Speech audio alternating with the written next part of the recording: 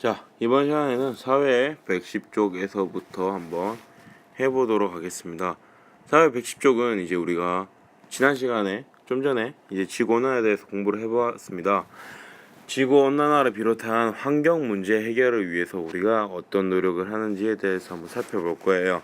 자, 그럼 환경 문제 해결을 위해서 누가 노력해야 하느냐에 이제 한번 생각을 한번 해볼 수가 있는데요.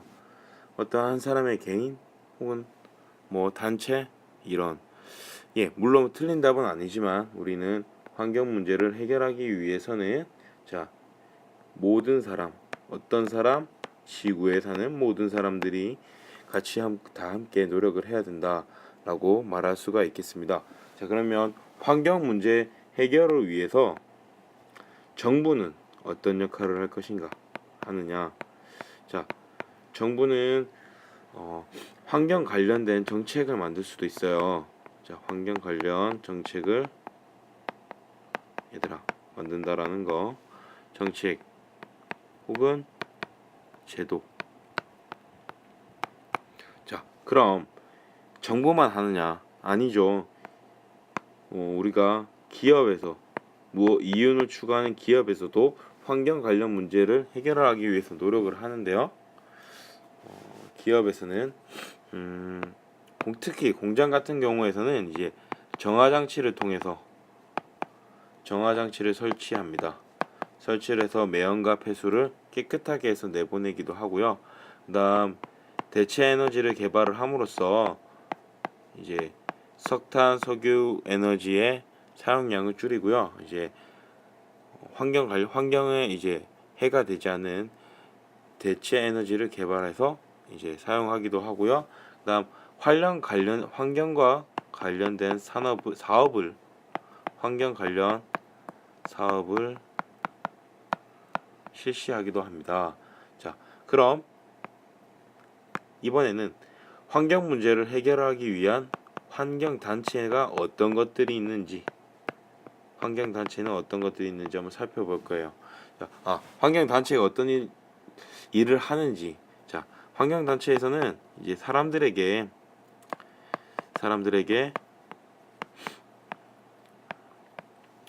환경의 중요성을 알리기도 하죠. 중요성을 알린다. 자, 여기까지 한번 살펴보고요. 그러면 우리가 이 중에서 환경 관련된 단체, 환경 문제를 해결하는 단체에 대해서 한번 알아보도록 할 것입니다. 여러분들 그 교과서 111쪽에 보면 기후변화 협약, 세계 어린이 환경회의 이런 것들이 나옵니다. 이 중에서 선생님이 기후변화 협약에 대해서 한번 살펴볼 거예요.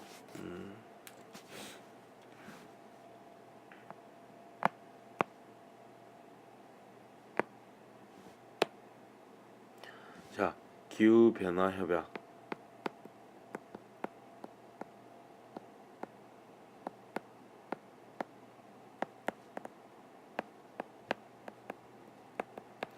기후변화 협약을 읽어보면 알겠지만, 자, 이것은 2009년에 코펜하겐이라는 곳에서 이제 열린 거예요.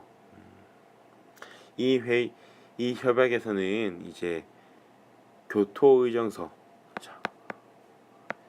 교토의정서라는 것이 있는데, 교토의정서를 대체할 이것을 대신할 수 있는 새로운 기후 협약을 말합니다. 기후 협약을 이제 마련을 한 거죠.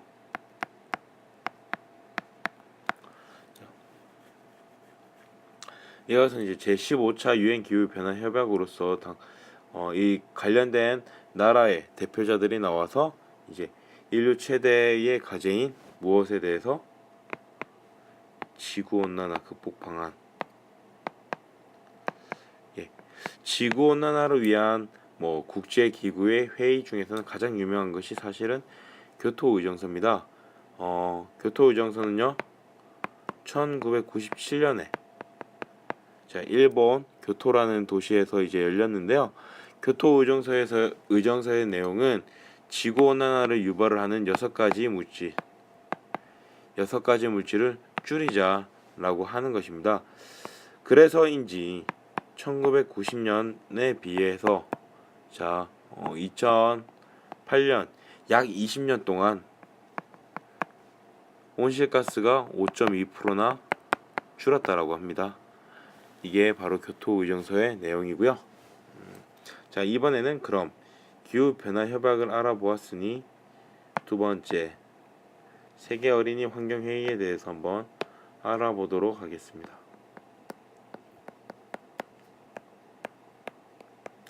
세계 어린이 환경 회의.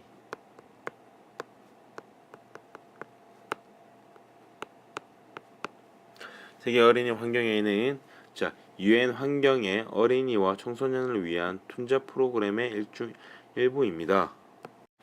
여기서 툰자라는 것은 배려와 애정으로 대하기. 무엇을? 지구를.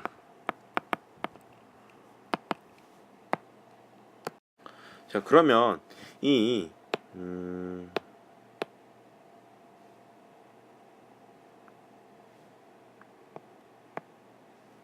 세계 어린이 환경 회의가 갖는 의미에 대해서 한번 살펴볼 건데요. 이 의미는 청소년들이 직접적으로 환경과 관련된 이제 권리와 의무에 대해서 이제 토론을 해보고 동시에 세계 다른 나라의 어린이들을 만나고 그들과 친구가 될 수 있도록 특별한 기회를 제공하는 데 있다라고 말할 수 있겠습니다. 예를 든다라고 하면 독일에서 이제 독일에서 100만 그루 나무 심기, 지구 온난화를 대비하기 위해서 100만 그루 나무 심기를 하기도 했고요. 노르웨이에서의 한 마을에서는 5km 되는 학교는 걸어가자. 여러분들은 1km도 안 되는데 차 타고 오는데 여기서는 걸어가자 라는 것들을 한다라고 합니다. 자, 그러면 이제 수업 시간에 우리가 다시 한번 환경 문제 해결을 위해서 각 주체들이 어떻게 활동하는지 한번 살펴보도록 하겠습니다.